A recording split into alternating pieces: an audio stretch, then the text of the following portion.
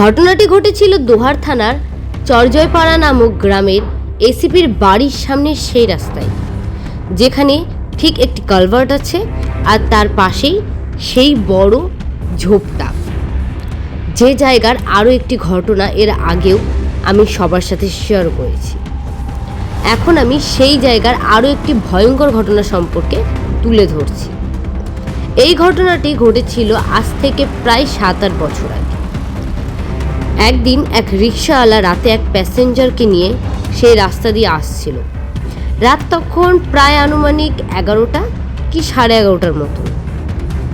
আমরা জানি যে গ্রামে 9টা-10টার দিকে প্রায় বেশিরভাগ মানুষই ঘুমিয়ে পড়ে, তাই সেই সময় সেখানে একেবারেই জনমানবহীন ছিল। তারা দুজনেই সেই রাস্তা ধরে যাচ্ছে, এমন সময় তারা কিছুটা দূর থেকে হঠাৎ সাদা কিছু একটা লক্ষ্য করল। তারা যখন সেই কালভার্টের কাছাকাছি জায়গায় গেল, তখন তারা দেখল যে কালভার্টের ওপর সাদা কাপড় পরা একটা লাশ শুয়ে আছে। এরপর তারা দুজনেই সেই রিক্সা